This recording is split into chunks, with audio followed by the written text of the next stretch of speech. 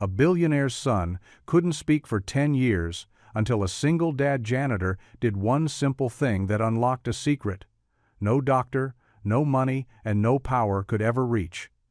But when love collides with pride, whose voice will be silenced forever? Before we get into the story, comment below where in the world you are watching from today. The morning sun cast long shadows through the tall windows of Preston Academy, where polished marble floors reflected the hurried footsteps of students arriving for another school day. Outside, a sleek black BMW pulled up to the entrance, and 10-year-old Daniel Montgomery stepped out, his shoulders hunched beneath his perfectly pressed uniform. Richard Montgomery emerged from the driver's seat, his Italian suit as crisp as his expression. "Stand up straight, Daniel," he commanded, adjusting his son's tie with efficient, mechanical movements. "Remember who you are." Daniel's eyes remained fixed on his shoes, his silence as familiar as breathing. Around them, other parents and students whispered and stared, their curiosity barely concealed behind raised hands and sideways glances. The Montgomery boy hasn't spoken a word since. 10 years, can you imagine? Best specialists in the world and still nothing. Richard's jaw tightened at the whispers. He placed a firm hand on Daniel's shoulder, steering him toward the entrance. "Head high," he instructed, though his voice carried more frustration than encouragement. "We're Montgomerys. We don't show weakness." Near the school's side entrance, Jack Carter helped his daughter Emily out of their worn but clean Honda Civic. His janitor's uniform was pressed, despite its age, and his smile was warm as he kissed Emily's forehead. "Have a wonderful day, sweetheart," Jack said, smoothing Emily's slightly wrinkled uniform.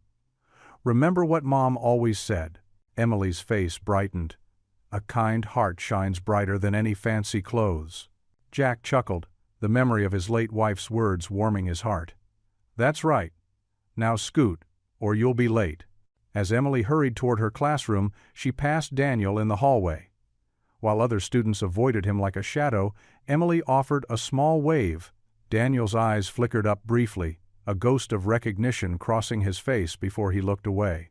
Inside his office, Richard Montgomery barked orders into his phone. "I don't care what it costs. Find another specialist. Someone new. Someone better." He glanced through the window at Daniel, who sat alone in the courtyard during morning break. There has to be someone who can fix this. The school day unfolded like any other, with Daniel drifting silently between classes, his notebook filled with detailed sketches rather than notes. Teachers had long since stopped calling on him, marking him present with pitying looks before moving on. As evening approached, Jack began his night shift, pushing his cleaning cart through the emptying halls. He paused to wave at Emily, who was finishing her homework in the library, while waiting for his shift to end. "Just a few more hours, kiddo," he said, ruffling her hair. "Got your reading done?" Emily nodded, then glanced at Daniel, who sat alone at a distant table, still drawing. "Dad," she whispered. "He always looks so sad." Jack followed her gaze, his heart heavy with recognition of that particular kind of loneliness. "Sometimes people carry hurts too big for words, sweetheart." Later that night, after Emily had fallen asleep on the small cot in the janitor's office, Jack worked his way through his cleaning routine. The sound of thunder rumbled outside as storm clouds gathered over Manhattan. In Richard Montgomery's penthouse office across town, he stared at a framed photo on his desk. Daniel, at age 3, laughing in his mother's arms. "I'm doing everything I can," he muttered, as if speaking to the woman in the photo. "The best doctors, the finest schools." He straightened his tie, his reflection in the window showing the strain behind his perfect facade. Why isn't it enough? Back at the school, Jack wheeled his mop bucket past the rows of lockers, humming quietly to himself. The storm outside intensified, rain lashing against the windows as lightning illuminated the darkened hallways. A particularly loud crack of thunder shook the building. Jack paused, thinking he heard something. A small sound, like a sharp intake of breath, coming from the janitor's closet. The door was slightly ajar, though he distinctly remembered closing it earlier. Another flash of lightning revealed a small figure huddled in the corner, pressed between the shelf of cleaning supplies and the wall. Daniel Montgomery sat with his knees pulled tight to his chest, his usual composed appearance rumpled and small in the darkness. His eyes were squeezed shut, his hands pressed against his ears, trembling with each thunderclap. Jack recognized the signs of terror. He'd seen them often enough in Emily after her mother's passing. The boy's perfectly pressed clothes and carefully maintained silence couldn't hide the scared child underneath. Rain pounded against the windows as another bolt of lightning split the sky, illuminating Daniel's face. In that brief flash, Jack saw tears tracking silently down the boy's cheeks, his mouth open in a silent scream that had been trapped inside for 10 long years. The storm raged on, and Daniel pressed himself further into the corner, his small body shaking with each boom of thunder. His expensive shoes were scuffed, his tailored shirt wrinkled, all pretense of Montgomery perfection stripped away by primal fear. The security of wealth, the pressure of expectations, the parade of specialists, none of it could reach Daniel in this moment of raw terror. He was simply a frightened child, hiding from a storm that reminded him too much of screeching tires and shattering glass from a decade ago.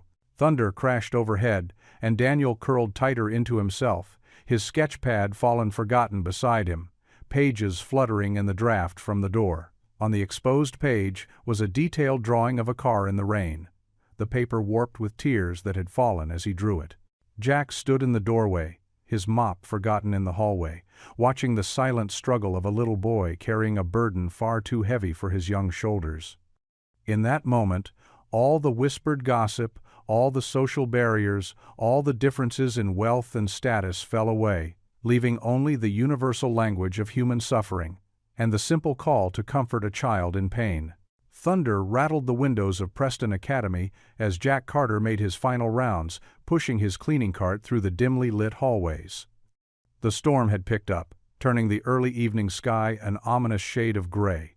Lightning flashed, illuminating the empty corridors in sharp bursts of white light.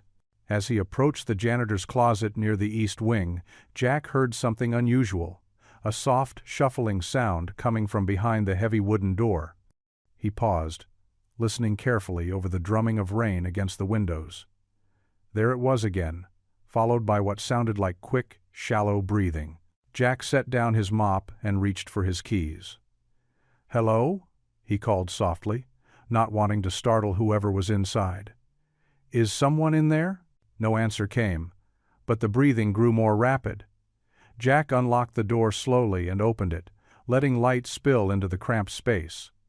There, wedged between cleaning supplies and old cardboard boxes, sat Daniel Montgomery, his knees pulled tight against his chest. The boy's eyes were wide with fear, his school uniform wrinkled and dusty from the closet floor. Another crack of thunder made him flinch and squeeze his eyes shut. "Hey there, buddy," Jack said gently, kneeling down to Daniel's level. "It's okay. You're safe here." Daniel's shoulders trembled with each rumble of thunder. Jack recognized that look of pure terror. He'd seen it countless times in Emily's eyes during storms after her mother passed away. Without thinking, Jack settled onto the floor next to Daniel, leaving enough space so the boy wouldn't feel trapped. He remembered how Sarah, his late wife, would comfort Emily during thunderstorms. She'd hold their daughter close and hum a simple lullaby, one that had been passed down through her family. The melody came naturally to Jack now, soft and soothing as he hummed the familiar tune. He didn't try to touch Daniel or force him to move. He just let the gentle notes fill the small space between them. Daniel's breathing began to slow. His rigid posture gradually relaxed as Jack continued humming, the simple melody weaving through the sounds of rain and distant thunder. "My mommy used to sing to me too," came a whisper, so faint Jack almost missed it. Jack's heart nearly stopped. He kept humming, afraid that if he acknowledged the miracle, it might shatter the moment. Daniel Montgomery, the boy who hadn't spoken a word in 10 years, had just broken his silence. Footsteps echoed down the hall, and Emily's voice called out, "Dad? Are you still here? I finished my homework in the library." She appeared in the doorway, her backpack slung over one shoulder.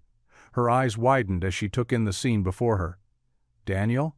"Safe," Daniel whispered again, the words slightly stronger this time. His hand reached out tentatively and gripped Jack's sleeve. Emily gasped, her backpack sliding forgotten to the floor. She knew, just as everyone at Preston Academy knew, that Daniel Montgomery never spoke, ever. "That's right," Jack said softly, his voice thick with emotion. "You're safe here, Daniel. The storm can't hurt you." Daniel's grip on Jack's sleeve tightened as another rumble of thunder shook the building. Without hesitation, Emily slipped into the closet and sat down on Daniel's other side. "When I get scared of storms," she said matter-of-factly, "my dad tells me that thunder is just angels bowling in heaven. They're not very good at it, but they have lots of fun trying." A ghost of a smile flickered across Daniel's face. They sat there together as the storm gradually moved away, Jack humming the lullaby while Emily chatted softly about anything that came to mind. Her favorite books, the class hamster's latest adventures, the shapes she saw in the clouds that morning. Eventually, Daniel's eyes began to droop, his body relaxing completely as exhaustion took over. His head nodded forward, then settled against Jack's shoulder. "Emily," Jack whispered, "can you grab my phone from my back pocket? We need to call his driver." Emily carefully retrieved the phone, and Jack dialed the number posted in the school office for Daniel's transportation. As he quietly explained the situation, he felt Daniel's steady breathing against his arm, the boy finally at peace. When the call ended, Jack carefully shifted to his feet, lifting Daniel in his arms. The boy barely stirred, completely worn out from the emotional evening. Emily gathered their things and led the way through the quiet halls to the front entrance, where a black town car was already waiting. The driver, a kind-faced man in his 50s, hurried to open the back door when he saw them approach. His eyes widened at the sight of Daniel peacefully asleep in the janitor's arms, but he said nothing as Jack carefully settled the boy into the leather seat. As Jack stepped back, Daniel stirred slightly. "Safe," he mumbled once more, before drifting back to sleep. The driver nodded gratefully to Jack before closing the door with a soft click. They watched as the car pulled away into the rainy night, its taillights glowing like red fireflies through the mist. Emily slipped her small hand into her father's larger one. "Dad?" she whispered. Daniel talked. "Yes, sweetheart," Jack replied, still hardly believing it himself. He did. Morning sunlight streamed through floor-to-ceiling windows in the Montgomery mansion's breakfast room. Richard Montgomery sat at the massive oak table, scanning financial reports on his tablet while picking at his eggs Benedict. His perfectly pressed suit jacket hung on the chair behind him, not a wrinkle in sight. "Sir," Edward, his head of household staff, cleared his throat. "There's something you should know about Master Daniel." Richard didn't look up. "What is it now? Another refused therapy session?" "No, sir. Last night." Edward shifted uncomfortably. Master Daniel spoke. The tablet clattered onto the table. Richard's head snapped up, his face draining of color. "What did you say?" According to the driver, Master Daniel spoke a word. "To the school janitor." "The janitor?" Richard's voice rose sharply. He stood, his chair scraping against the hardwood floor. "What janitor?" "Mr. Carter, sir. He found Master Daniel during the storm and—" "A janitor?" Richard's fist slammed onto the table, making the china jump. 10 years of the finest specialists in the world, and you're telling me he spoke to the help? "Just one word, sir." "Safe." Richard's face flushed red. He grabbed his jacket, nearly knocking over his coffee. "Get the car ready, now."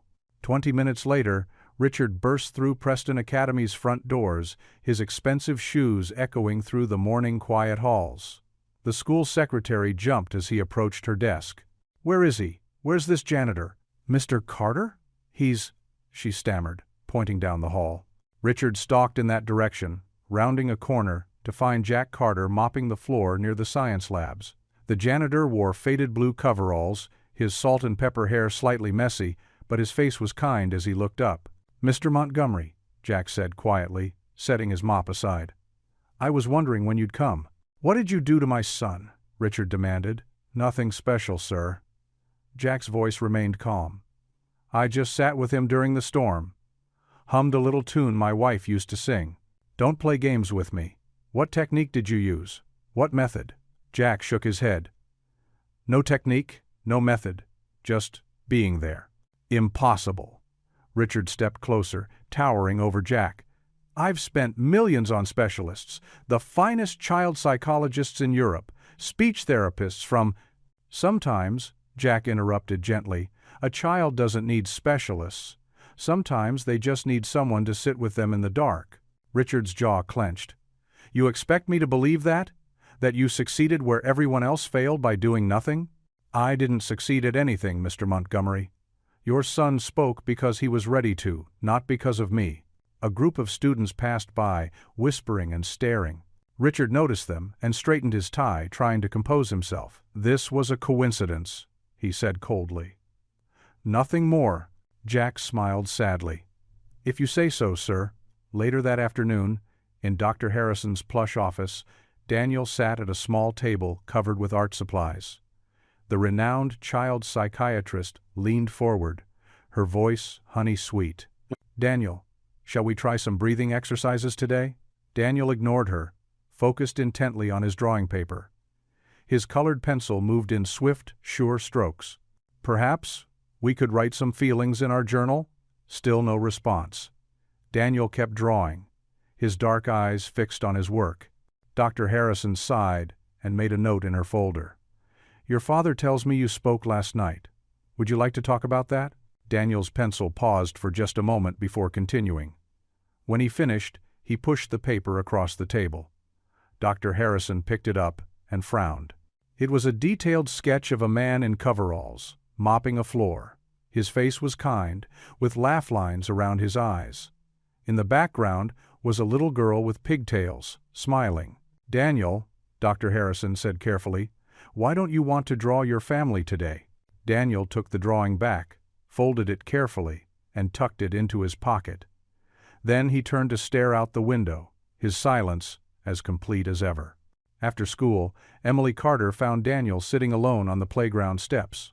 She plopped down beside him, her backpack making a soft thud. Hey, she said brightly, Dad's making spaghetti tonight. It's not fancy or anything, but it's really good. Want to come over? Daniel looked at her with wide eyes. We live right here at school. Emily continued, pointing to a small apartment attached to the building's east wing. Dad says it's not much, but I like it. Plus we can see the sunrise every morning. Daniel glanced toward his waiting car, where his driver stood watching. Your driver can tell your dad where you are, Emily said. And it's just spaghetti. But Dad makes the sauce himself, and sometimes he lets me help stir it. A tiny smile tugged at Daniel's lips. He nodded once, quickly. Really? Emily beamed. Great. I'll tell Dad. She bounced up and ran to where Jack was cleaning windows nearby. Dad, can Daniel come for dinner? Jack looked over at Daniel, then at the waiting driver. Of course, sweetheart, if it's okay with his father. Emily ran back to Daniel. Come on, let's ask your driver to call your dad. Daniel stood slowly, clutching his backpack. Together, they walked to the car, Emily doing all the talking while Daniel nodded or shook his head.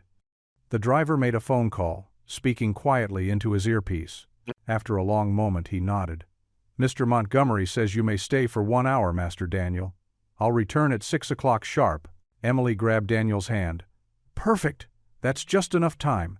Dad makes the best garlic bread, too. You'll love it. As they walked toward the apartment, Daniel's grip on Emily's hand tightened just a little. For the first time in years, his shoulders relaxed, and his steps were light. The cramped kitchen in Jack's apartment barely had room for 3 people, but somehow it felt just right. Warm yellow light from a single bulb above the stove cast a cozy glow over the worn linoleum floor and dated cabinets. Emily moved around the tiny space with practiced ease, setting out 3 mismatched plates on their small round table. The blue plate is mine, Emily announced, carefully placing it at her usual spot. It's got flowers on it. She held up the second plate, this one white, with a tiny chip on the edge. This can be yours, Daniel. Is that okay? Daniel nodded, his dark eyes following Emily's movements as she arranged the silverware.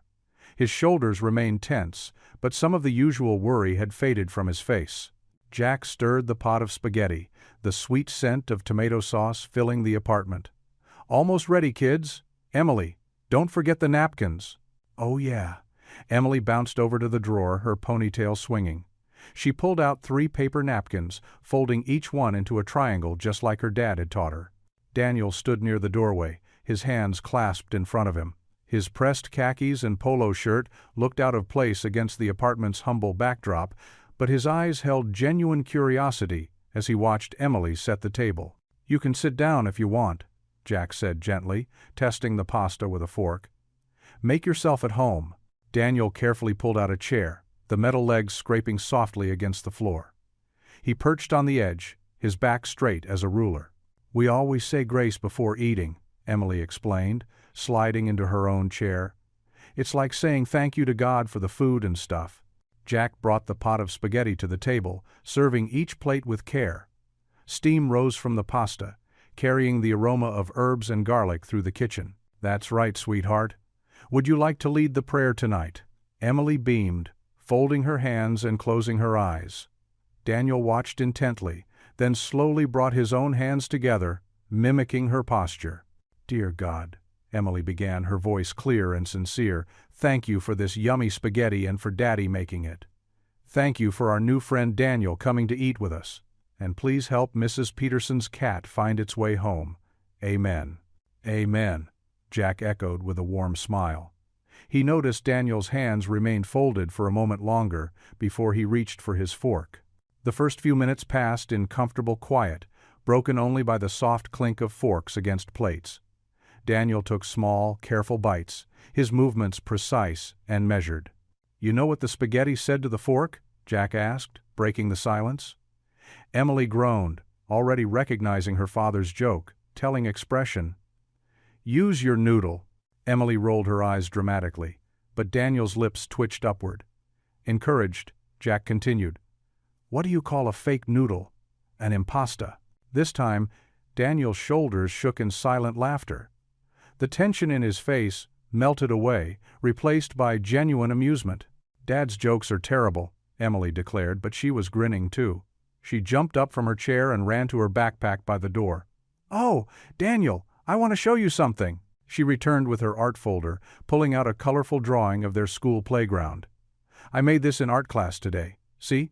There's the big oak tree, and the swings, and that's Miss Roberts, watching everybody at recess." Daniel leaned forward, studying the picture with obvious interest.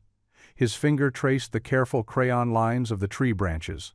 "Nice," he whispered, so softly they almost missed it. Emily's eyes widened with delight. "Really? Thanks. Do you like drawing too? I've seen you sketching sometimes during lunch." Daniel nodded, reaching for the folder when Emily offered it. He flipped through her other drawings with genuine interest, pausing at each one while Emily explained the stories behind them. Jack watched them from across the table, his heart full. The sight of Daniel's genuine smile, of Emily's natural kindness drawing him out of his shell, it was worth more than any fancy dinner could ever be. Too soon, headlights swept across the kitchen window. Daniel's driver was right on time, just as arranged. The boy's face fell slightly as he stood up, straightening his clothes with automatic precision. "Thank you for coming," Emily said brightly. "Maybe we can do it again sometime?" Daniel nodded eagerly, then turned to Jack with questioning eyes. "You're welcome here anytime," Jack assured him, walking him to the door. "We enjoyed having you." At the threshold, Daniel paused. He looked back at the humble kitchen with its mismatched plates and worn tablecloth, at Emily waving from beside the sink, at Jack's kind face. Something wistful crossed his expression, a reluctance to leave this simple, warm space for his grand but empty mansion. He lifted his hand in a small wave, then stepped out into the evening darkness where his driver waited by the sleek black car. Richard Montgomery sat behind his massive mahogany desk, his jaw clenched as he stared at the morning newspaper. The headline seemed to mock him personally. "Silent heir speaks, but not to his father." His fingers crumpled the edges of the paper, creating deep creases in the expensive stock. His personal assistant, Margaret, hovered nervously in the doorway of his corner office. "Sir, there are 3 more articles about Daniel in today's society pages." Richard's face darkened. "Show me." Margaret approached with quick, small steps and laid out the papers. Each headline felt like a personal attack. "Billionaire's son." "Breaks silence for school janitor. Montgomery heir finds voice with working-class hero." "Money can't buy words. A father's failure." Richard slammed his fist on the desk, making his crystal paperweight jump. "Get me everything you can find on this Jack Carter, now." Within an hour, Margaret returned with a thin folder. Richard flipped through it impatiently. Jack Carter, age 38. Widowed. 1 daughter. Former mechanic. Now working as a night janitor at Preston Academy. No criminal record, no outstanding debts. Nothing remarkable, except his spotless employment history. "This is the man my son chose to speak to?" Richard muttered, tossing the folder aside. "A janitor?" He stood abruptly, straightening his $1,000 suit. "Have my car brought around. I'm going to the school." The drive to Preston Academy did nothing to cool his temper. His driver pulled up to the entrance just as the afternoon bell rang. Students in their crisp uniforms streamed out, parting like water around his imposing figure as he strode through the halls. He found Jack Carter in a hallway, carefully mopping around some muddy footprints. The janitor looked up, his kind face showing no surprise at the billionaire's presence. "Mr. Montgomery," Jack said simply, continuing his work. "Mr. Carter." Richard's voice was clipped. "A word in private?" Jack nodded, leading them to his small office, really just a converted supply closet with a desk wedged between boxes of cleaning supplies. The contrast between this tiny space and Richard's luxurious office couldn't have been starker. Richard pulled out his checkbook, gold pen glinting. "Name your price." "Excuse me?" "To become Daniel's full-time caretaker. Whatever you're making here, I'll triple it, quadruple it." Richard started writing. "You've managed what dozens of expensive specialists couldn't. Clearly, you have some technique that works." Jack's face softened with understanding. "Mr. Montgomery, I don't have any special technique. I just treated Daniel like a person, not a problem to solve." "Fine. Then keep doing that, but on my payroll." Richard held out a check with so many zeros it could change Jack's life forever. "You and your daughter can move into the guest house. Full benefits, private schooling for the girl, whatever you need." Jack didn't even glance at the check. "I'm not for sale, Mr. Montgomery." Richard's hand tightened around the check. "Everyone has a price." "Your son doesn't need more paid staff," Jack said quietly. "He doesn't need riches, he needs love." The words hit Richard like a physical blow. His face flushed dark red. "How dare you presume to tell me what my son needs? You're just the janitor. You clean toilets for a living." "Yes, I do," Jack agreed calmly. "And I'm proud of honest work that helps others. But more importantly, I'm a father who knows that children need more than money to heal." Richard stepped closer, using his height to loom over Jack. "You think you know better than me how to raise my son? You live in a closet. You can barely provide for your own child." "Emily has everything she needs," Jack said firmly. "She has love, security, and faith that God provides." "Oh, spare me the religious platitudes," Richard snarled. He ripped the check in half and let the pieces flutter to the floor. "You're making a mistake. I could have made you rich. Instead, you've made an enemy." Jack met his gaze steadily. "I'd rather have Daniel's trust than your money, sir." Richard stormed out, nearly colliding with a student. His driver was waiting with the car door open. "Take me back to the office," he barked, already pulling out his phone to make calls. He'd show this self-righteous janitor what it meant to cross Richard Montgomery. Later that night, Jack was reading to Emily before bed when they heard a soft knock. Emily's face lit up. She knew that particular gentle tapping. Jack opened the door to find Daniel standing there in his pajamas, barefoot and shivering slightly in the night air. His eyes were red-rimmed, and he clutched his sketchbook to his chest like a shield. "Daniel?" Jack asked softly. "Does your father know you're here?" Daniel shook his head, then whispered so quietly they almost missed it. "Bad dreams." Emily was already pulling out her extra blanket. "You can sit with us, Daniel. Daddy's reading Stuart Little." Jack knew he should probably call someone at the Montgomery house, but the naked need in Daniel's eyes stopped him. Sometimes, he remembered, children just needed a safe place to land. "Come on in, buddy," Jack said gently. "We've got plenty of room."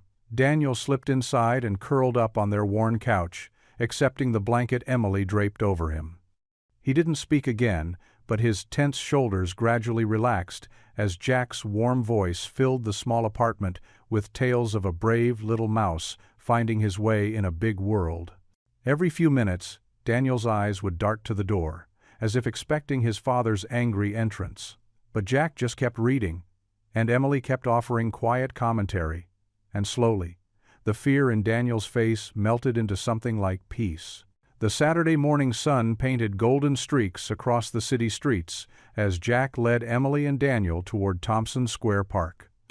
The small neighborhood playground wasn't fancy like the private gardens where Daniel usually spent his weekends, but it had an honest charm that felt just right. Emily skipped ahead, her ponytail bouncing with each step, while Daniel walked close to Jack, his shoulders relaxed in a way they never were at school. Jack carried an old baseball and 3 worn mitts, treasures from his own childhood that he'd kept carefully stored away.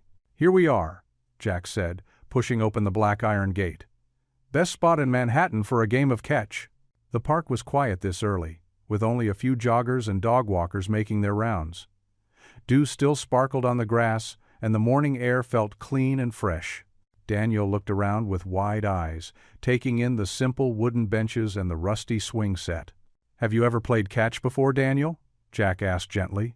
Daniel shook his head, his fingers fidgeting with the sleeve of his expensive sweater. "Well then, you're in for a treat." Jack handed him one of the old mitts. "Emily here is quite the pro." Emily beamed, already pulling on her own mitt. "I'll teach you, it's easy." They spread out in a triangle on a patch of grass. Jack showed Daniel how to properly wear the mitt and catch the ball. The leather was soft from years of use, molding perfectly to Daniel's small hand. "Like this," Emily demonstrated, catching Jack's gentle throw. "See? Just let the mitt do the work." Daniel watched intently. When Emily tossed the ball his way, he caught it awkwardly but successfully. A tiny smile crept across his face. "Good job," Jack encouraged. "Now, try throwing it back." Daniel's first throw went wide, but Emily ran to catch it anyway. "Almost! Try again!" As they played, Daniel's movements became more natural. His silent laughter turned into soft chuckles when Emily made exaggerated diving catches. Then, something magical happened. "Got it," Daniel whispered, successfully catching a pop-up. His voice was quiet but clear. "Perfect catch, buddy," Jack called out. "My turn," Daniel said, a little louder this time, tossing the ball back. They fell into an easy rhythm, the ball moving between them in lazy arcs. Daniel's face glowed with joy, and he kept whispering short phrases, "Here," and "Throw it," each word a small victory. That's when the black town car pulled up to the curb. Richard Montgomery burst from the vehicle, his expensive suit out of place in the modest park. His face was thunderous, eyes locked on Daniel playing with Jack and Emily. "Daniel!" Richard's voice cracked like a whip. "What are you doing here?" The ball dropped forgotten from Daniel's mitt. His shoulders hunched instantly, joy vanishing like morning mist. "Mr. Montgomery," Jack started, stepping forward. "We were just playing catch with a janitor's child?" Richard spat the words. "This is completely unacceptable. Daniel, come here immediately." Emily moved closer to her father, hurt plain on her face. Jack placed a protective hand on her shoulder. "Sir, Daniel was having fun. He was speaking." "Speaking?" Richard's laugh was harsh. "My son doesn't need to learn how to play catch. He needs proper therapy, proper education, proper friends, not this. This charity case." Daniel hadn't moved. His hands were trembling, but his feet stayed planted in the grass. "Daniel," Richard strode forward, reaching for his son's arm. "We're leaving. Now."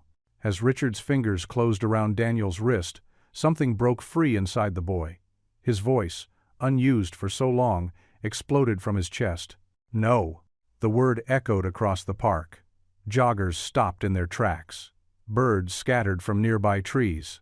Emily gasped. Richard froze, his hand still gripping Daniel's wrist. For a moment, shock replaced anger on his face, shock that quickly morphed back into fury.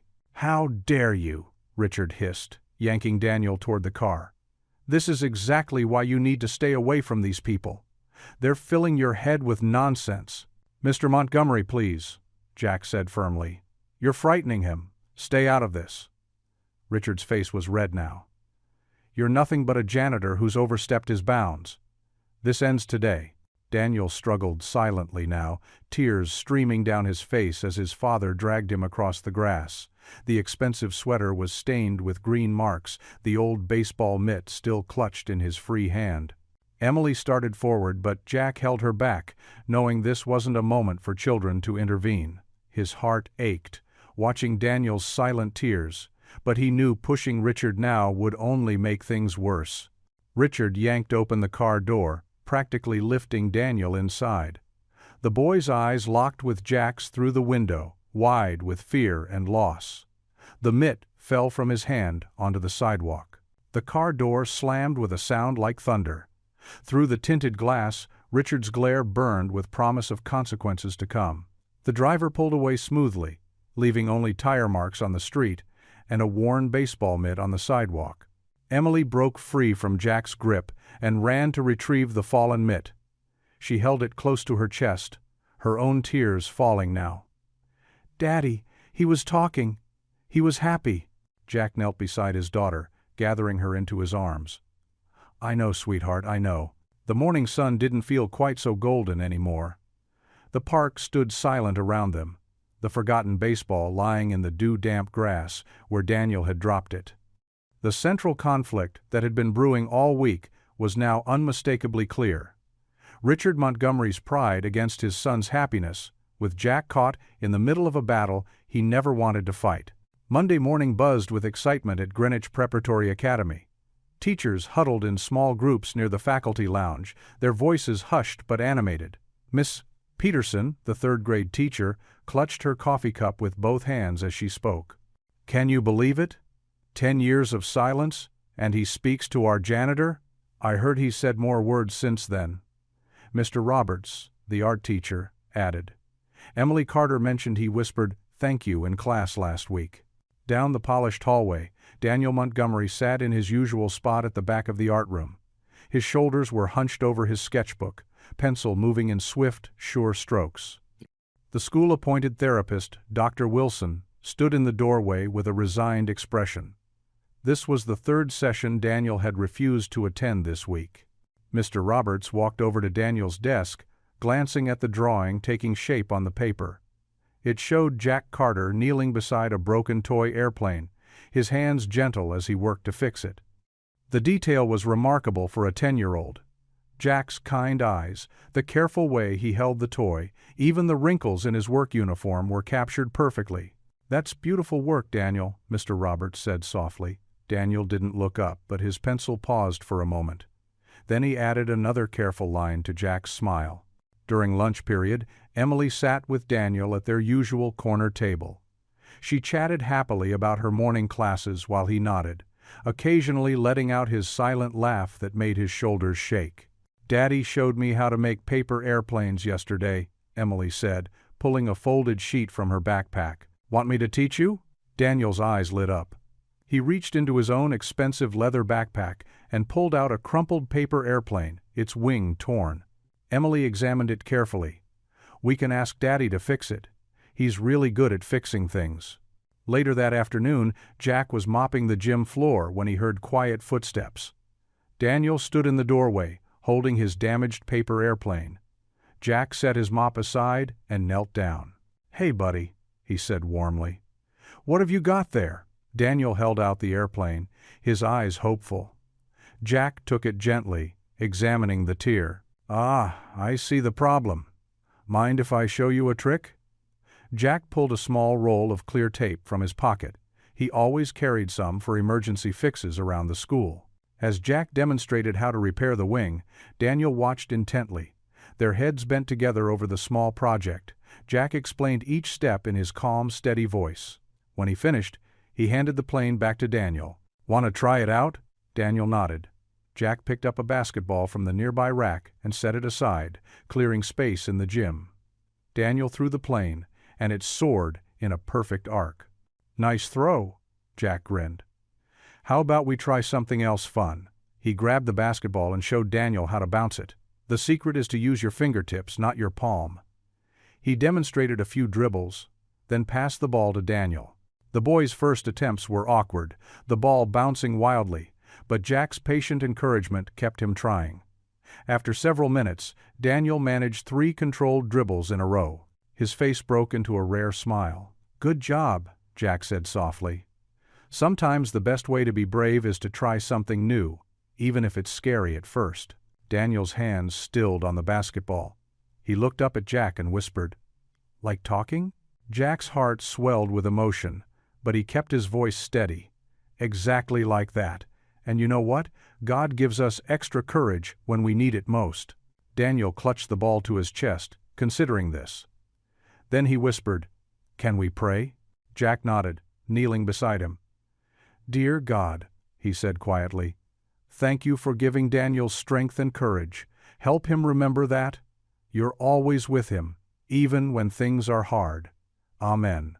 "Amen," Daniel echoed, barely audible. The gym door creaked, and Daniel quickly backed away, dropping the basketball. A teacher walked past, and Jack returned to his mopping, but he gave Daniel a reassuring wink. Throughout the week, Daniel began speaking more to Emily during their shared classes. His words were always whispers, but they came more frequently.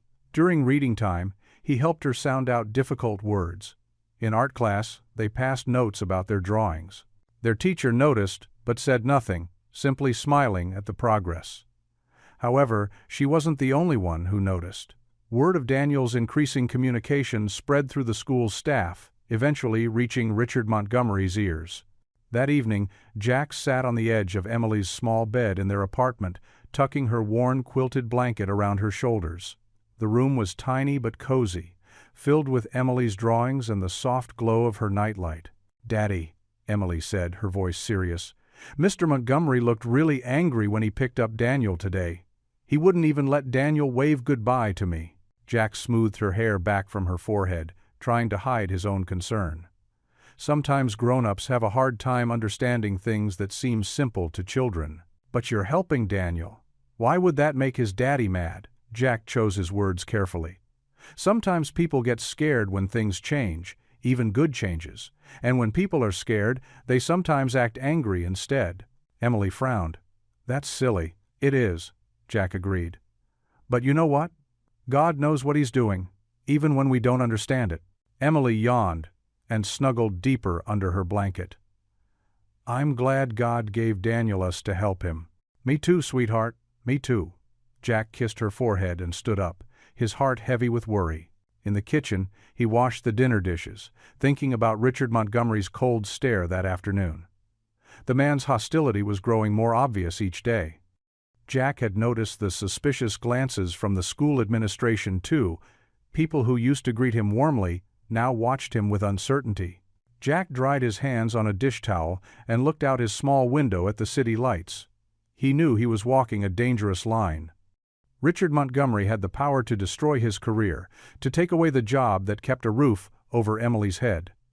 But how could he turn his back on a child who so desperately needed help?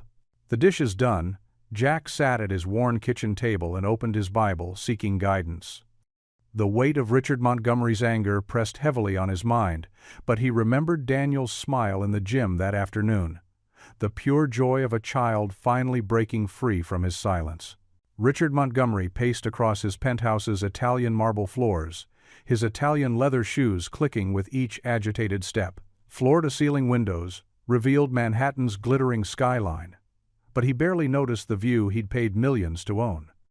6 of his most trusted advisors sat around the massive glass conference table, their expressions grave.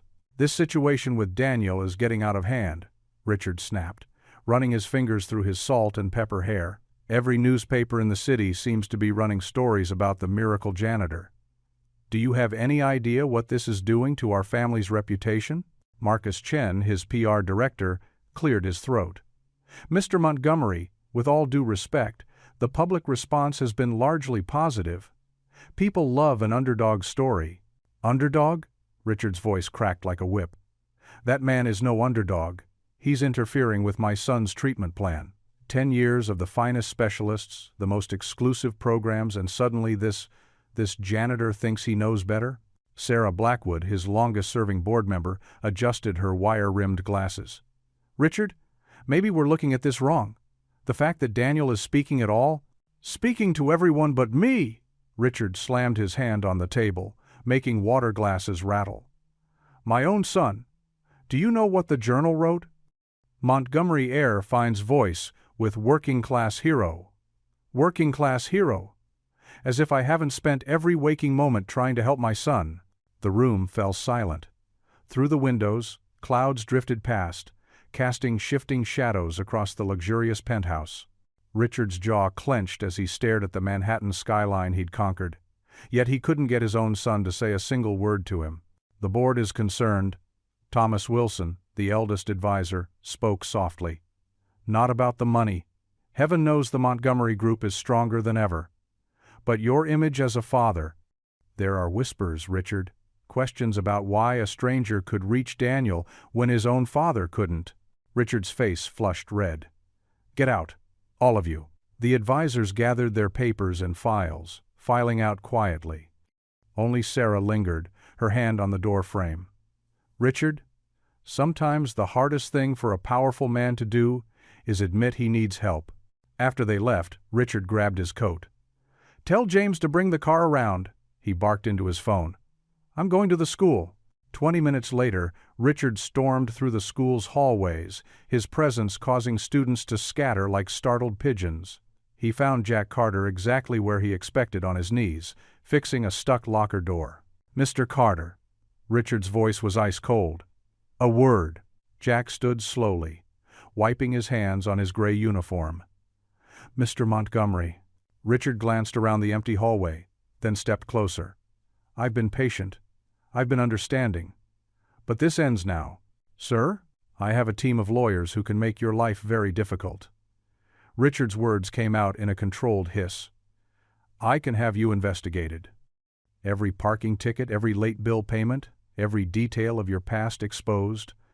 How long do you think you'd keep custody of your daughter under that kind of scrutiny?" Jack's face paled, but his voice remained steady. "Are you threatening me, Mr. Montgomery?"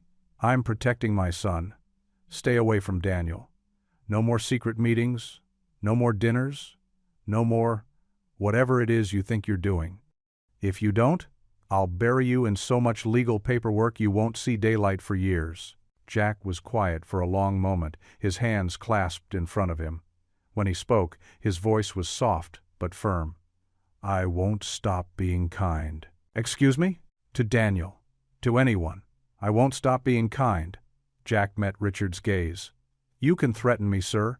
You can make my life harder than it already island. But I won't stop showing kindness to a hurting child. That's not something you can buy or bully away." Richard's fingers curled into fists. "You have no right." "No, sir. I don't have any rights here. I'm just the janitor." "But your son? He has every right to feel safe, to feel heard, to feel loved. And if my kindness helps him find his voice, then fire me, sue me, do whatever you think you need to do, but I won't stop being kind." The simplicity of Jack's words hit Richard like a physical blow. He opened his mouth to respond, but no words came. Instead, he turned on his heel and walked away, his expensive shoes echoing through the empty hallway. The drive home was a blur. Richard barely noticed when his driver opened the door to his mansion. He walked through rooms bigger than Jack Carter's entire apartment, past priceless artwork and antiques, until he reached his study. There, on his mahogany desk, sat a silver frame he usually kept turned face down. With trembling fingers, he picked it up. The photograph showed his late wife, Rebecca, her smile radiant as she held 2-year-old Daniel. The boy's face was lit with laughter, his small hands reaching for the camera, reaching for his father behind the lens. Richard sank into his leather chair, the photo heavy in his hands. He remembered that day with painful clarity. A simple picnic in Central Park, nothing fancy. Rebecca had insisted they leave the nanny at home, had packed the lunch herself. Daniel had been so happy, so full of words and giggles. The guilt he'd been holding back crashed over him like a wave. After Rebecca's death, he'd thrown himself into work, into building his empire even bigger. He'd hired the best therapists, the finest doctors, but he couldn't remember the last time he'd simply sat with Daniel, the way Jack Carter did. "I don't know how," he whispered to Rebecca's smiling image. "I don't know how to reach him anymore." Outside his study window, the sun was setting over Manhattan, painting the sky in shades of orange and purple. In the dimming light, Richard Montgomery, one of the most powerful men in New York, sat alone in his massive mansion, holding a photograph of everything he'd lost and everything he was afraid he might never get back. The morning sun painted golden streaks across the community fairground. Red and white striped tents dotted the grass like cheerful mushrooms, and the sweet scent of cotton candy drifted through the crisp autumn air. Jack Carter walked between Emily and Daniel, their small hands warm in his. "Look, Daddy, ring toss." Emily bounced on her toes, pointing to a booth decorated with colorful balloons. Her pigtails swung with excitement. Jack smiled down at Daniel, who was taking everything in with wide eyes. The boy's grip tightened on Jack's hand as they passed through crowds of laughing families. Unlike the fancy charity events his father hosted, this fair was simple, filled with regular folks enjoying a Saturday morning together. "Want to try it?" Jack asked softly. Daniel nodded, his dark hair falling across his forehead. Jack led them to the booth, where plastic rings waited to be tossed onto glass bottles. The booth operator, a friendly woman with gray hair, smiled at them. "3 tries for $1, she said, pushing some rings forward. Jack pulled out his wallet, well-worn leather, cracking at the edges. "Let's start with 6 rings, 2 for each of us." Emily went first, her tongue sticking out in concentration as she aimed. Her ring clattered against a bottle and bounced away. "Aw, man!" "That was close, sweetie. Try again," Jack encouraged. Her second throw came closer but still missed. She shrugged good-naturedly, stepping back to give Daniel his turn. Daniel held the ring carefully, studying the bottles with the same intensity he brought to his drawings. His first throw fell short, but instead of looking disappointed, a small smile tugged at his lips. "Good try, buddy," Jack said, patting his shoulder. "Remember what we learned playing catch? It's all in the wrist." Daniel's second ring soared through the air in a perfect arc. It circled the neck of a green bottle and settled with a satisfying clink. The booth operator clapped. "We have a winner," she announced, reaching for a small stuffed puppy. Daniel's face lit up. And then something magical happened. A sound bubbled up from his throat, starting as a giggle and growing into a full laugh. It was bright and clear, like sunshine breaking through clouds.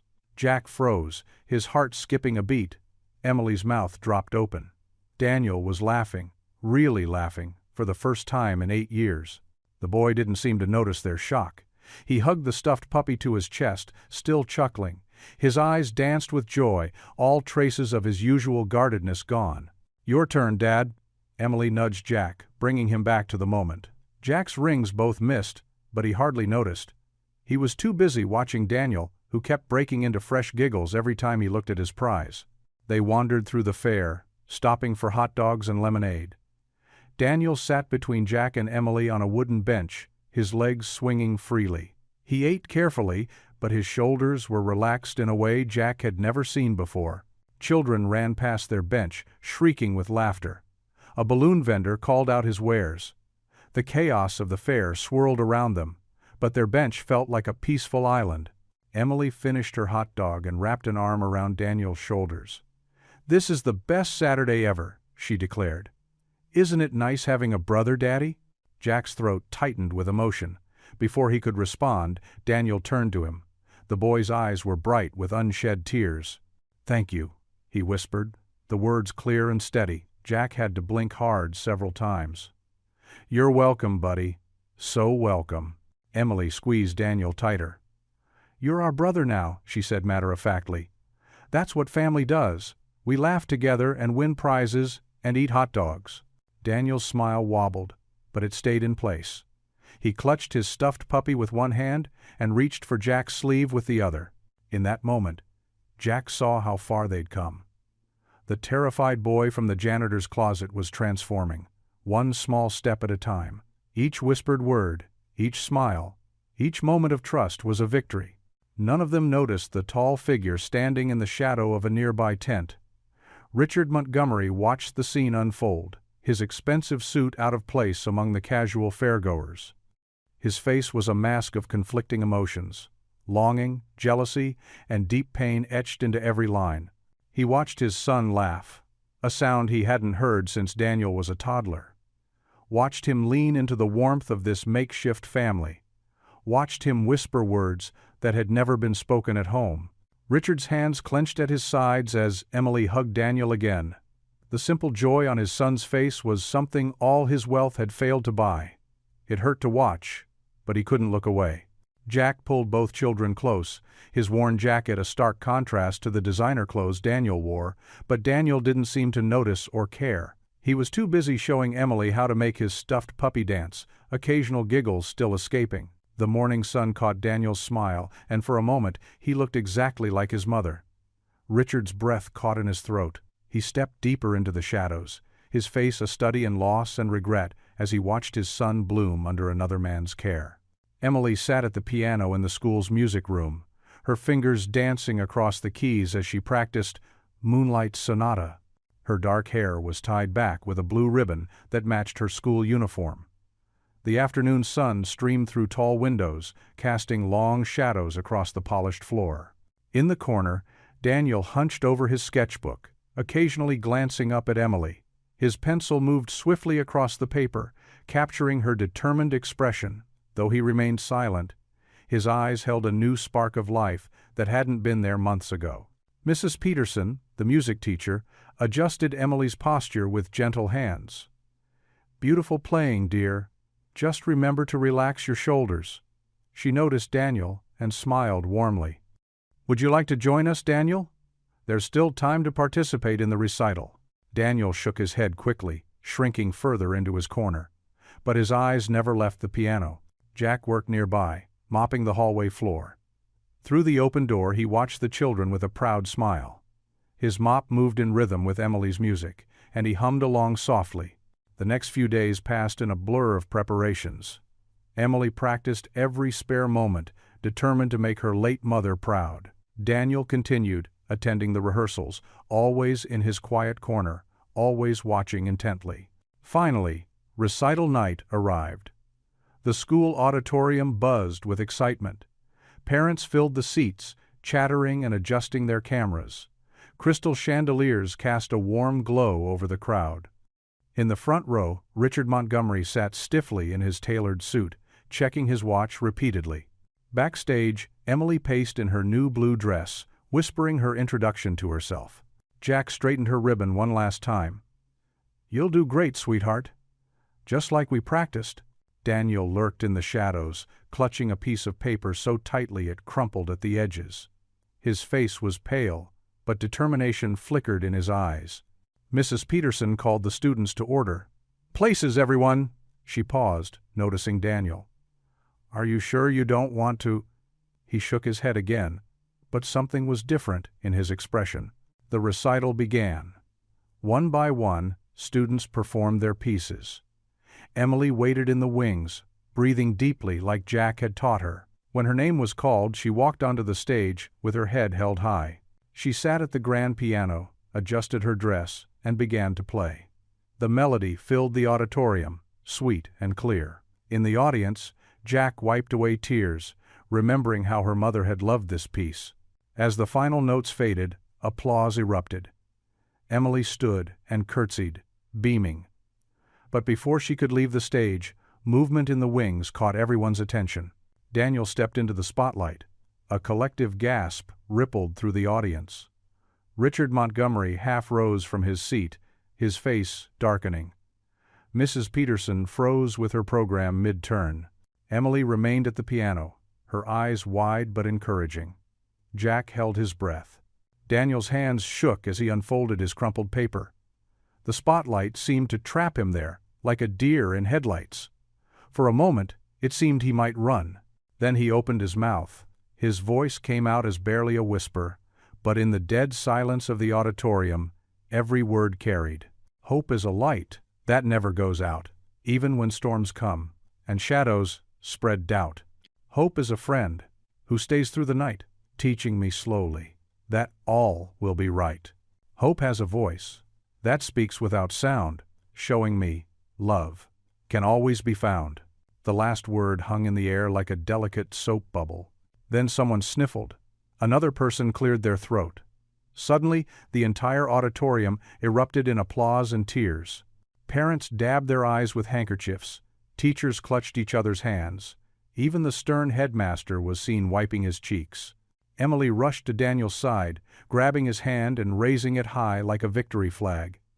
His face broke into a genuine smile. Small, but real. In the audience, Richard Montgomery remained frozen, his face a mask of conflicting emotions. His son, who hadn't spoken a word to him in 10 years, had just recited a poem in front of hundreds. His hands gripped the armrests until his knuckles turned white. Backstage, after the thunderous applause finally died down, Emily threw her arms around Daniel in a fierce hug. "That was amazing! Did you write that yourself?" Daniel nodded, still trembling, but standing taller than before. Jack watched from the curtain, his heart so full it felt like it might burst. Pride and joy radiated from his face as he looked at both children, his daughter and the boy who had become like a son to him. But the celebration was cut short by approaching footsteps. Richard Montgomery's expensive shoes clicked against the wooden floor as he strode backstage. His face was flushed, his jaw clenched. He didn't look at Jack or Emily, but his fists were tight balls at his sides. The backstage area fell silent. Daniel's smile faded as his father's shadow fell across him. Emily squeezed his hand one more time before stepping back. Jack wanted to move forward, to protect Daniel from whatever storm was brewing in Richard's eyes, but he held himself back. This was a moment between father and son, even if it was thick with tension. Richard stood there, practically vibrating with barely contained emotion. His son had found his voice, but not for him, never for him. The humiliation of it burned in his throat like acid. The silence stretched out, heavy and uncomfortable. Daniel stared at his shoes, the paper with his poem crushed in his trembling fingers. Emily looked worriedly between them all, while Jack remained perfectly still, ready to step in if needed. The small apartment kitchen glowed with warm yellow light as Jack stirred hot cocoa on the stovetop. The sweet smell of chocolate filled the air, mixing with the lingering aroma of the chocolate chip cookies Emily had insisted on baking to celebrate. Steam rose from the pan as Jack carefully poured the cocoa into 3 mismatched mugs. Emily's favorite unicorn mug, a chipped blue one for Daniel, and his own world's best dad cup that Emily had given him last Father's Day. Emily sat cross-legged on her chair, still wearing her blue recital dress, though she'd kicked off her uncomfortable shoes the moment they'd gotten home. Her face glowed with post-performance excitement as she arranged cookies on a plate decorated with faded flowers. Daniel perched beside her, his tie loosened and jacket draped over the back of his chair.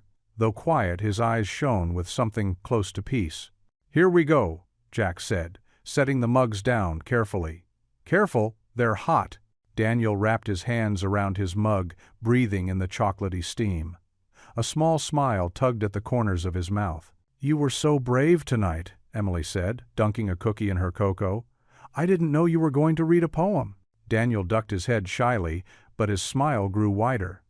He picked up a cookie, examining its chocolate chips with careful attention.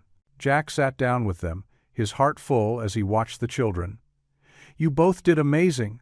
I'm so proud of—" A sharp knock cut through the peaceful moment. 3 hard raps that made the dishes rattle. Before Jack could rise, the door burst open. Richard Montgomery stood in the doorway, his expensive suit wrinkled, his face dark with fury. Behind him, 2 men in black suits waited silently. "Daniel," Richard's voice cracked like a whip. "Get your things. We're leaving." Daniel shrank in his chair, gripping his mug so tightly his knuckles went white. "Mr. Montgomery," Jack stood slowly, keeping his voice calm despite the tension crackling in the air. "Why don't you join us for some cocoa? We can talk about—" "Talk?" Richard stalked into the kitchen, his polished shoes clicking against the linoleum. "I've had enough talk. Enough of your interference. You're fired, Carter. Clear out your things tonight." Emily gasped, her cookie splashing into her cocoa. "No, you can't." "Daddy?" Daniel's whisper was barely audible, but it made Richard's face twist with rage. "Stop that! Stop speaking to him like he's your father." Richard slammed his hand on the table, making all 3 mugs jump and splash. "I've arranged everything. You're leaving tonight for a special facility in Switzerland. The best doctors in the world will fix whatever this janitor has done to you. Jack stepped between Richard and the children, his heart pounding but his voice steady. Please, think about what you're doing. Daniel's making progress. He's happy. He's healing. Happy? Playing poor with a janitor and his daughter? Richard sneered. This ends now. Johnson, Matthews, get Daniel's coat. The two men moved forward. Daniel scrambled out of his chair, backing away until he hit the counter. His eyes were wide with terror. Mr. Montgomery, please. Jack tried again. You're frightening him. You'll never see my son again. Richard spat the words like poison. If you try, I'll have you arrested for harassment. Consider yourself lucky I'm not pressing charges for whatever manipulation you've been using on him. The men reached for Daniel, who darted away and grabbed Jack's shirt, burying his face in the worn fabric. His shoulders shook with silent sobs. No, please. Emily stood, tears streaming down her face. Daniel's our friend. You can't take him away. Richard nodded to his men. They moved forward, their faces impassive, as they pried Daniel's fingers from Jack's shirt. The boy fought silently, his face contorted in a silent scream. Stop fighting, Richard ordered. This is for your own good. Jack wanted to resist, to protect the boy who had become like a son to him. But he knew any resistance would only make things worse. His hands shook as he forced them to stay at his sides. It's okay, Daniel, he managed to say, though his voice cracked. Be brave. Remember what we talked about. God is with you, even when you're scared. Daniel's tear-streaked face turned toward him as the men lifted him, one holding each arm. His lips moved in desperate shapes. Help me, please. Richard stepped between them, blocking Jack's view. Get him to the car. The plane is waiting. Emily tried to run after them, but Jack caught her, holding her close as she struggled. Daddy, stop them! Please stop them! The sound of expensive shoes on cheap carpet faded. A car door slammed outside, an engine roared to life. Then silence. Jack's legs gave out, and he collapsed into a kitchen chair, pulling Emily onto his lap. She buried her face in his chest, her small body racked with sobs. He'll go silent again, Daddy, she cried, her tears soaking his shirt. They're going to make him stop talking again. Jack couldn't answer. He just held his daughter tighter, staring at the 3 mugs on the table. One knocked over, cocoa spreading across the flowered tablecloth like a dark stain. Jack's worn boots crunched against scattered autumn leaves as he walked home from another temporary construction job. His muscles ached, and his weathered hands were rough from manual labor. The afternoon sun cast long shadows across the quiet Manhattan streets, so different from his familiar school hallways. 3 weeks had passed since that devastating night. 3 weeks of scrambling for work, of watching Emily's smile fade, of wondering if he'd failed Daniel when the boy needed him most. Inside their small apartment, now relocated to a modest building across town, Emily sat at the kitchen table. Her homework lay forgotten beside her as she focused intently on writing another letter. Her pink pencil moved carefully across the paper, forming neat words that spoke of hope and friendship. I made an A in art class today, she read aloud as she wrote. Mrs. Peterson said my drawing reminded her of yours. I miss watching you sketch during lunch. She paused, biting her lip. I know you'll talk again soon. You're braver than you think. Jack's heart squeezed as he watched her fold the letter into a careful square. A stack of similar unopened envelopes sat nearby, each one returned with "Address unknown" stamped in red. Emily refused to stop trying. Maybe this one will reach him, Daddy, she said, looking up with determined eyes. We can't give up. Jack crossed the room and kissed the top of her head. No, sweetheart, we won't. Later that evening, after microwaving a simple dinner, Jack flicked on the small TV. His breath caught as Daniel's face appeared on the evening news. The boy stood beside his father at some European charity event, his eyes downcast and vacant. The reporter's voice droned about the Montgomery heir's unfortunate regression and return to silence. The camera zoomed in on Daniel's face. Jack leaned forward, his dinner forgotten. The spark was gone from the boy's eyes. His shoulders slumped in defeat, and his hands hung limply at his sides. He looked like a puppet with cut strings. "Oh, Daniel," Jack whispered, his voice rough with emotion. Emily appeared beside him, her small hand finding his. "He's hurting, Daddy, just like before." Jack nodded, unable to speak. The weight of helplessness pressed down on his shoulders. His faith, usually so steady, felt paper-thin. "Remember what you always tell me?" Emily's voice was soft but firm. "God's timing isn't our timing. We just have to wait." Jack looked at his daughter, amazed once again by her wisdom. "When did you get so grown up?" She smiled, though her eyes were serious. "He needs us, Daddy, and we need to be ready when he does." That night, after tucking Emily in, Jack sat at their small kitchen table. His Bible lay open before him, but his eyes couldn't focus on the words. Instead, they kept drifting to the stack of returned letters, each one representing Emily's unwavering hope. The morning paper lay nearby, its society pages showing more photos of the Montgomerys abroad. Daniel's silence was now being called a relapse, his brief progress dismissed as an anomaly. The articles never mentioned Jack or Emily. Jack's phone buzzed with a text from his latest temporary employer. Tomorrow's work was canceled due to rain. Another day without pay. He closed his eyes, feeling the weight of it all. "Lord," he whispered, "I don't understand. You brought that boy back to life. You gave him words again. How can I just watch him slip away?" The silence of the apartment pressed in around him. Through the thin walls, he could hear a neighbor's TV, distant traffic, the endless pulse of the city. Somewhere out there, a little boy was drowning in silence again.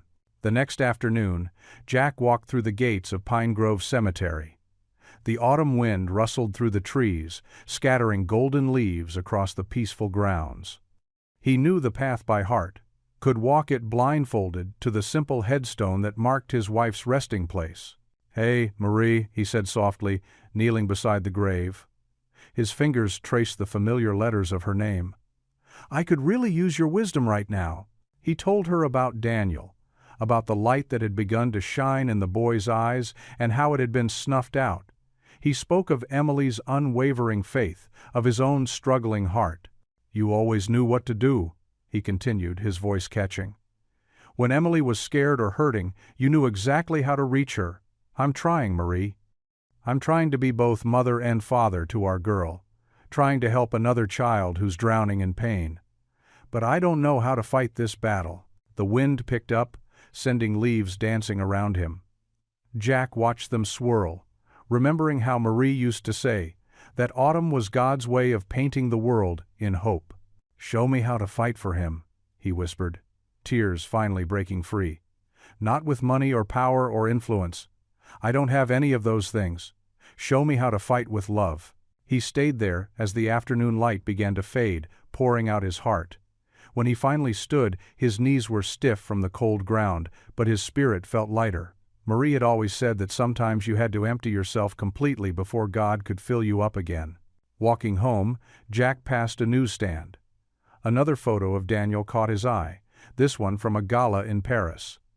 The boy stood like a ghost beside his father, empty eyes staring at nothing. But Jack noticed something the society photographers had missed. Clutched in Daniel's hand was a crumpled piece of paper held tight like a lifeline. Jack's heart leaped. It looked exactly like the kind of paper Emily used for her letters. That night, as he tucked Emily in, she asked the same question she'd asked every night for 3 weeks. "Do you think Daniel knows we still love him?" Jack smoothed her hair back, remembering that crumpled paper.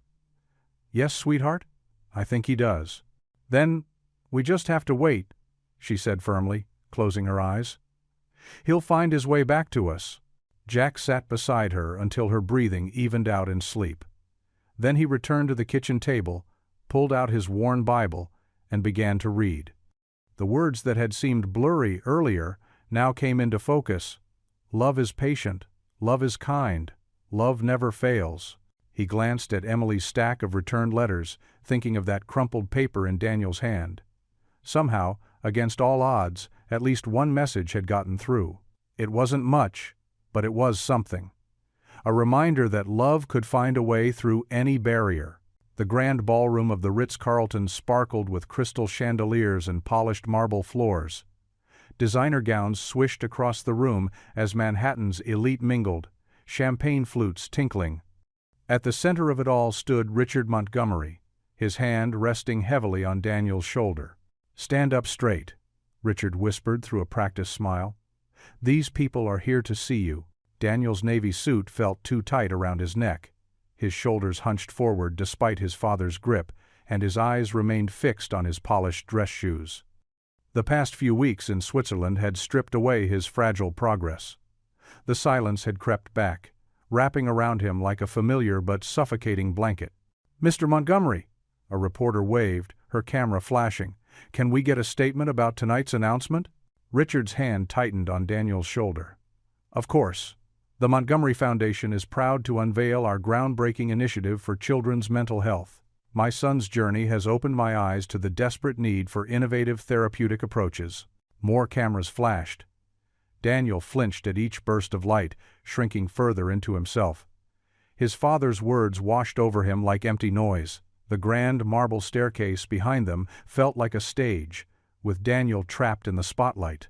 "Daniel, look up for the cameras, please," Richard commanded softly through his teeth. When Daniel didn't respond, Richard gently lifted his son's chin with his finger. "Show them how well you're doing." But Daniel wasn't doing well. The expensive Swiss clinic had been cold and clinical, filled with doctors who prodded and questioned, but never listened. None of them had hummed lullabies, or fixed broken toys, or simply sat in comfortable silence like Jack did. A waiter passed with a tray of appetizers, and Daniel caught a whiff of tomato sauce. His chest tightened as he remembered Emily's spaghetti dinners, her small hand reaching for his across their humble kitchen table. He hadn't tasted food that good since being sent away. "Ladies and gentlemen," Richard's voice boomed through the microphone. "If I could have your attention, please." The crowd of socialites and business moguls turned toward the staircase. Daniel felt their eyes on him like physical weight. His father guided him toward the microphone stand. "Tonight marks a new chapter in pediatric mental health care," Richard continued. "The Montgomery Foundation is committing $50 million to revolutionary treatment programs. My son's remarkable progress proves that with the right resources, any child can overcome trauma." Daniel wanted to laugh at the irony, but he'd forgotten how. Progress? The only real progress he'd made had happened in a janitor's closet during a thunderstorm and in a tiny apartment that smelled like home-cooked meals and hope. More camera flashes erupted. A woman in the front row dabbed at her eyes with a silk handkerchief, touched by the billionaire's apparent devotion to his son. Daniel felt sick to his stomach. "We've assembled the finest team of specialists," Richard went on. "Their innovative methods have already shown remarkable results with Daniel." Daniel's hands began to tremble. His father was lying. The Swiss doctors had only made him feel more alone, more trapped in his silence. They didn't understand that sometimes healing came from simple things: a gentle hum, a shared prayer, a game of catch in the park. The crowd applauded as Richard detailed the initiative's ambitious goals. Daniel's vision blurred with unshed tears. He blinked rapidly, trying to clear them away before anyone noticed. That's when he saw them. Standing at the very back of the ballroom, nearly hidden by a marble column, were two familiar figures. Emily wore a simple blue dress, her hair tied back with a ribbon. Beside her stood Jack, looking uncomfortable but dignified in what must have been his best suit. They weren't clapping or taking pictures. They were simply watching, their eyes filled with the same steady kindness Daniel remembered. Color rushed back into Daniel's pale face. His shoulders straightened slightly, not from his father's pressure, but from an inner strength he thought he'd lost. Emily gave him a tiny wave, and Jack's eyes crinkled with that gentle smile that had first made Daniel feel safe. For the first time since being sent away, Daniel felt the knot in his chest begin to loosen. He wasn't alone anymore. The two people who had truly helped him heal had somehow found their way back to him. Reporters continued shouting questions. Richard continued his polished speech about healing and progress. But Daniel barely heard any of it. His whole world had narrowed to those two quiet figures at the back of the room, standing steady and true like lighthouses in a storm of camera flashes and hollow words. Emily mouthed something that looked like, "We missed you." Jack simply nodded, that same patient understanding in his eyes that had first drawn out Daniel's whispered, safe, so many months ago. Daniel's eyes lit up with recognition and relief. In that moment, surrounded by all his father's wealth and influence, he finally understood what real healing looked like. It wasn't found in Swiss clinics or $50 million initiatives. It was standing right there at the back of the room, in the shape of a humble janitor and his daughter who had loved him simply for who he was. The massive ballroom buzzed with the chatter of New York's wealthiest. Ladies in designer gowns dabbed their eyes with silk handkerchiefs as Richard Montgomery approached the podium, his voice carrying through the crystal-adorned space. "Tonight, we celebrate a new beginning," Richard announced, his words echoing off marble walls. "The Montgomery Foundation's Children's Healing Initiative will revolutionize trauma therapy for young people." Daniel sat at the head table, his fingers fidgeting with the edge of the pristine white tablecloth. His new Italian shoes felt stiff, and the bow tie seemed to tighten with each passing minute.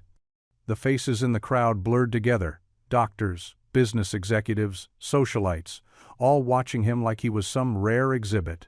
"My son's journey," Richard continued, gesturing toward Daniel, "has taught us that healing takes many forms, through the finest medical care and innovative therapies." Daniel's eyes drifted to the back of the ballroom. There, nearly hidden by a towering flower arrangement, stood two familiar figures. Emily wore a simple blue dress, her hair tied back with a ribbon. Next to her, Jack stood tall in what Daniel recognized as his Sunday suit, the one with the slightly worn elbows that he only wore for special occasions.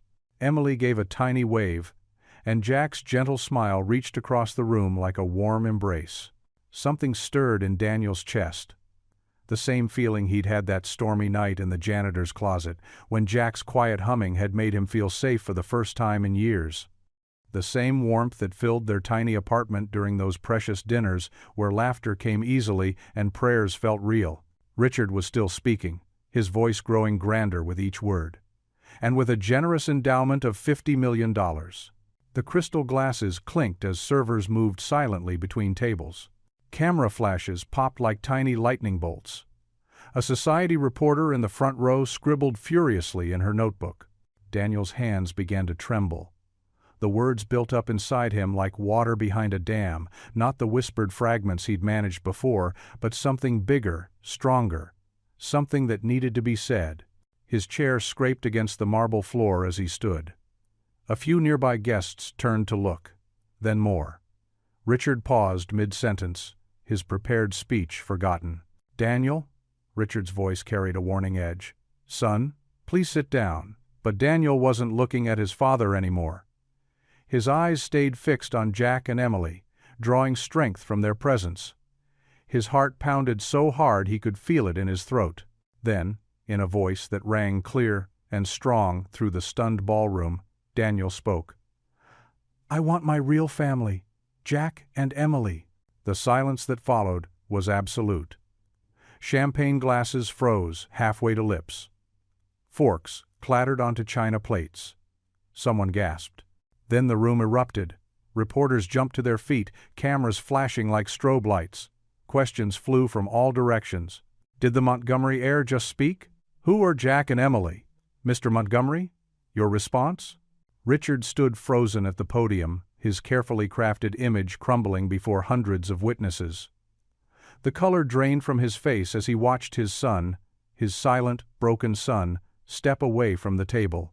Daniel moved through the chaos with surprising steadiness, past the gaping socialites and scrambling reporters. His path was straight and true, leading directly to the back of the ballroom. Jack knelt down, his arms open wide, just as he had done that night in the closet. Emily bounced on her toes beside him, tears streaming down her face, but wearing the biggest smile. The cameras caught it all. Daniel breaking into a run, his expensive leather shoes clicking against marble. The way he threw himself into Jack's embrace, burying his face in the worn Sunday suit. Emily joining the hug, her blue ribbon coming loose as she wrapped her arms around them both. And they caught something else, too. Something that would appear on every news channel and social media feed by morning. They caught the moment Richard Montgomery's carefully constructed facade shattered completely. The proud billionaire's face crumpled like paper, his hands gripping the podium for support.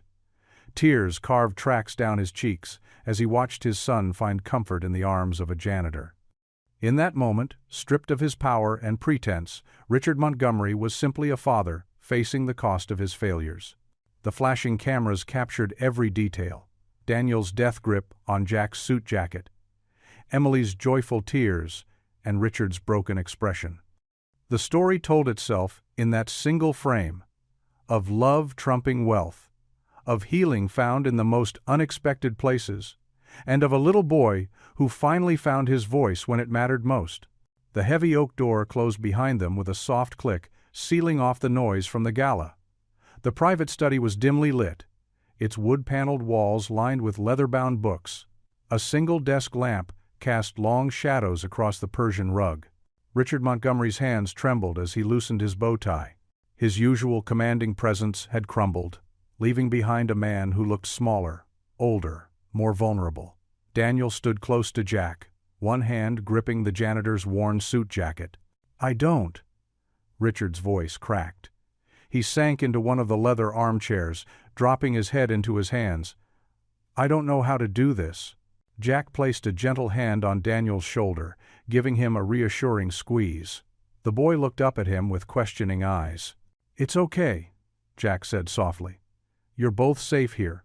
Richard lifted his face, and in the soft lamplight, tears glistened on his cheeks. "After Sarah died," he drew a shaky breath. "After we lost her, I couldn't. I didn't know how to look at him. He has her eyes, her smile. Every time I saw him, I saw her, and the pain." His shoulders shook. "I thought if I could fix him, if I could make him speak again, the pain would stop."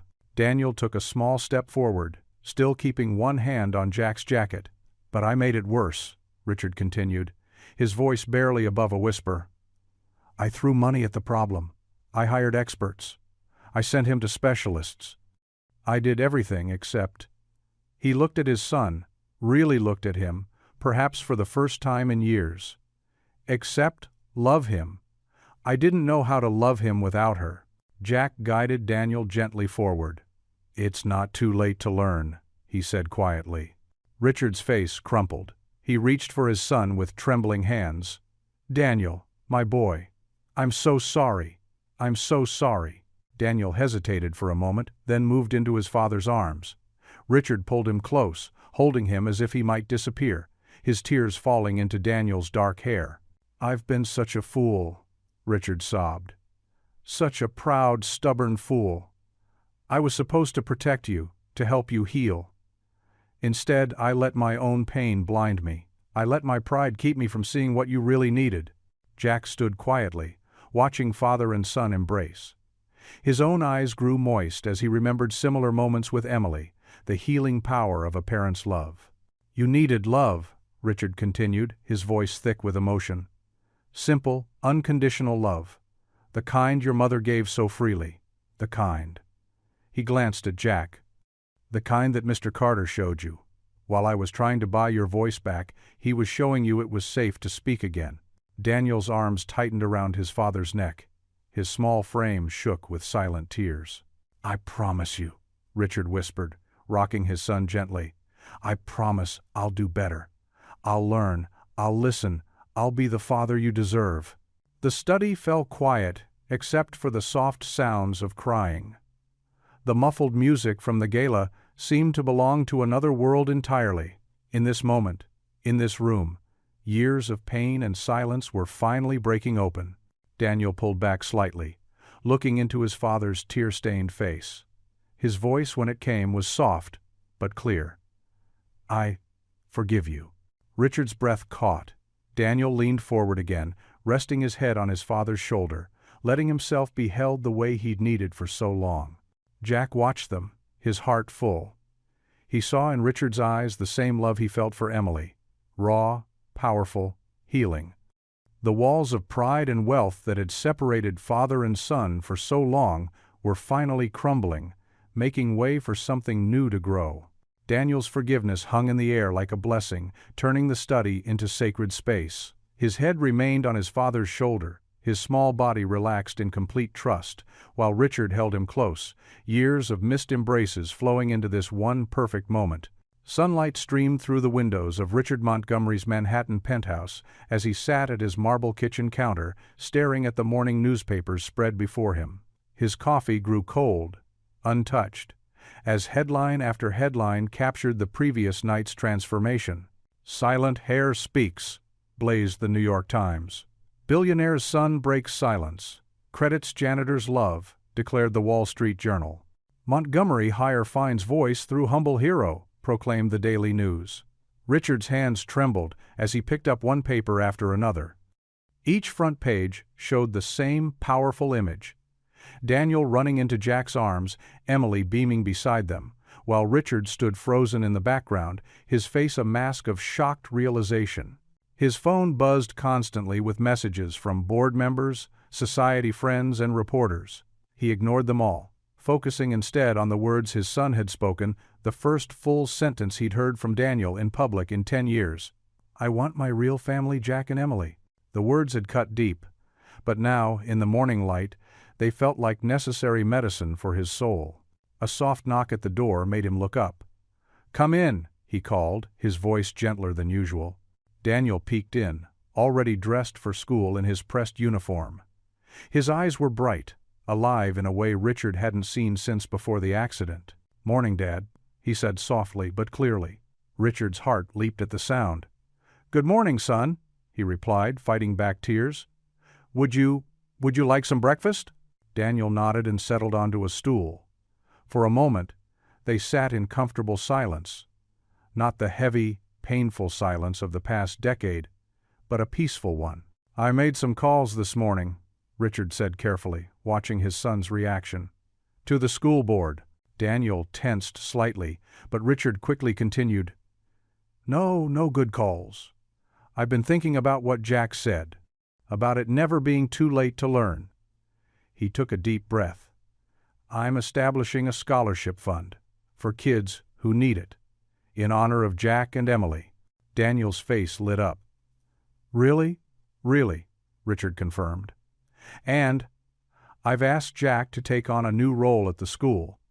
Not as a janitor anymore, but as a mentor, teaching kids about character and values." He smiled wryly. "God knows he taught me something about both." The joy that spread across Daniel's face was worth more than any business deal Richard had ever closed. "Can I tell Emily?" Daniel asked excitedly. "We'll tell them together," Richard promised. "They're coming to the school board meeting this morning." An hour later, the school's elegant conference room was packed. Teachers, board members, and select press gathered as Richard stood at the podium, Jack and Emily seated nearby. Daniel sat between them and his father, no longer hiding in shadows. "Yesterday evening," Richard began, his voice carrying unusual humility, "my son spoke more words in public than he has in 10 years. It was a moment of miracle, but not the kind money can buy." He glanced at Jack. "It was a miracle of simple kindness, of pure love offered without price." The room fell silent as Richard continued. "Jack Carter taught me that true wealth isn't in our bank accounts. It's in our capacity to love, to show compassion, to help others heal." He straightened his shoulders. "Today, I'm announcing the Carter Scholarship Fund, providing full tuition for underprivileged students who show the same character and kindness that Jack and Emily Carter demonstrate daily." Applause filled the room. Emily's eyes widened in surprise, and Jack looked down, humbled by the recognition. "Furthermore," Richard continued, "I'm creating a new position at our school. Jack Carter will serve as our mentor of character development, helping students and their parents," he added with a self-deprecating smile, "learn the values that matter most." More applause erupted. Emily jumped up to hug her father, while Daniel beamed with pride. After the meeting, they gathered in the school courtyard. Other students played nearby, their laughter mixing with the spring breeze. Emily showed Daniel her new art project, their heads bent together in conversation. "I don't deserve this," Jack said quietly to Richard, watching their children. Richard shook his head. "You deserve more. You did what all my money couldn't do. You showed my son he was loved for who he is, not what he could or couldn't say." They watched as Daniel threw his head back and laughed out loud at something Emily said. The sound rang clear and free across the courtyard, making both fathers' eyes mist over. "Listen to that," Jack whispered, his face full of wonder. Richard nodded, his throat tight. "Better than any sound I've ever heard on Wall Street." Daniel and Emily ran over, their faces flushed with joy. "Dad," Daniel said, addressing both men. "Emily had an idea for the scholarship program. Can we tell you about it?" Richard and Jack exchanged glances, then smiled. "Of course," they said in unison. As the children chattered excitedly, Jack watched them with quiet amazement. His new position would mean no more late nights scrubbing floors, no more worrying about making rent. But more importantly, it meant continuing to help children find their voices, both literal and figurative. Emily tugged on his sleeve, her eyes shining. "Daddy, are you listening?" "Always, sweetheart," he replied, pulling her close. Daniel's laughter rang out again, clear and strong, as Emily made a silly face. Jack watched, humbled by how God had turned his simple acts of kindness into something so much bigger than himself. The morning sun climbed higher, warming the courtyard as the two families now somehow one continued planning their shared future. Daniel's voice, once lost in silence, joined Emily's in eager discussion while their fathers listened, grateful witnesses to the power of love's simple healing. The aroma of Emily's famous spaghetti and meatballs filled Jack's modest apartment kitchen. Steam rose from the old pot on the stove, while garlic bread warmed in the tiny oven. Emily hummed as she stirred the sauce, wearing her mother's old apron that was still too big for her. "Need any help, sweetheart?" Jack asked, setting the last fork on their small kitchen table. "Almost done, Daddy." Emily tasted the sauce with a wooden spoon. "Just like Mom taught me." The doorbell rang, and Daniel, who had been arranging napkins, perked up. Jack opened the door to find Richard Montgomery standing there, looking decidedly out of place in his expensive suit.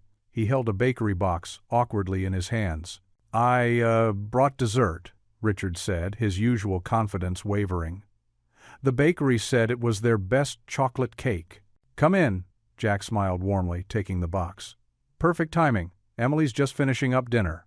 Daniel rushed over to hug his father, then grabbed his hand to lead him to the table. Richard's eyes took in the modest surroundings. The worn but clean tablecloth, the mismatched chairs, the family photos on the walls. It was a far cry from his penthouse dining room with its crystal chandelier and antique furniture. "It smells wonderful," Richard offered, watching Emily carry the pot of spaghetti to the table. "Emily's quite the cook," Jack said proudly.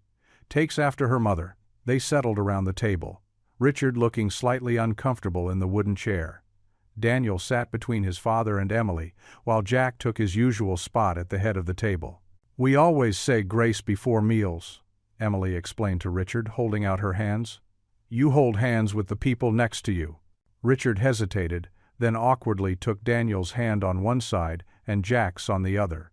His son squeezed his fingers encouragingly.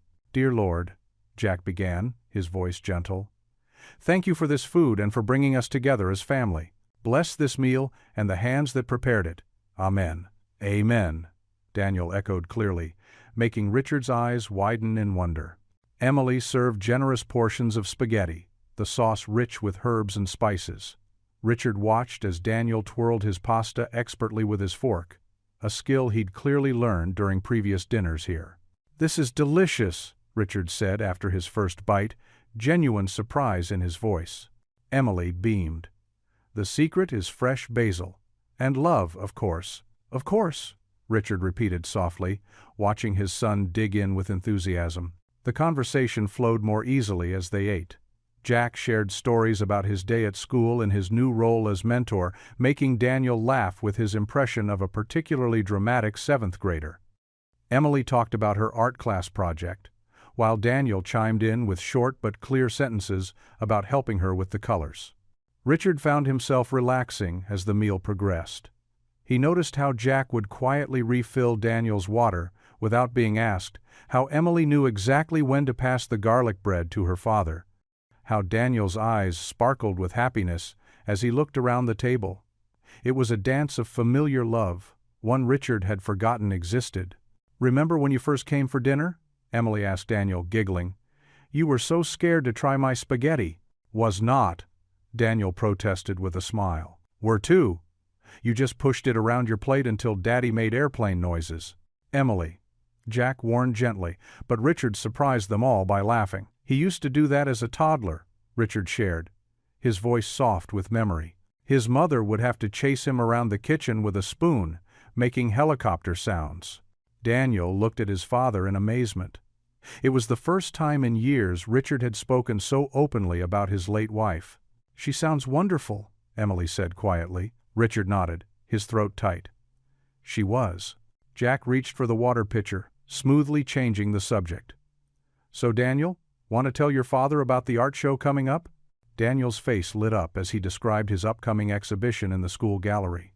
Richard listened intently, asking questions and showing genuine interest in his son's artistic talents, something he'd dismissed as a hobby before. The chocolate cake was indeed excellent, but Emily insisted on serving it on their everyday plates with slightly chipped edges. Richard found he didn't mind at all, especially when Daniel got a spot of chocolate frosting on his nose and everyone laughed. As the evening drew to a close, Richard looked around the small kitchen. The walls might be cramped, the appliances outdated, but the room glowed with something his massive penthouse lacked: warmth, love, and genuine joy. He raised his water glass, clearing his throat. "To family," he said, his voice rough with emotion. "The richest gift of all."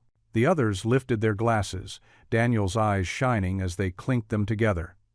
In that moment, Richard understood that true wealth had nothing to do with his bank account or social status. It was right here, in this humble kitchen, where his son had found his voice and his heart had found its way home. The autumn breeze rustled through Central Park, scattering golden leaves across the playground. Jack Carter leaned against an old oak tree, his weathered janitor's jacket replaced by a simple sweater. His eyes followed Daniel and Emily as they chased each other around the swings, their laughter mixing with the sounds of other children playing nearby. Richard Montgomery sat on a wooden bench, his usual tailored suit swapped for casual khakis and a polo shirt.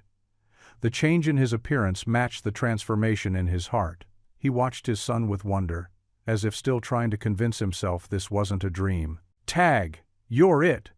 Emily's voice rang out clear and strong. Daniel spun around, his eyes bright with mischief. "Not for long," he called back, his words flowing easily now. He darted after her, weaving between the playground equipment. Jack smiled, remembering the silent boy who had hidden in his closet during that thunderstorm months ago. The memory felt distant now, like looking through an old photograph.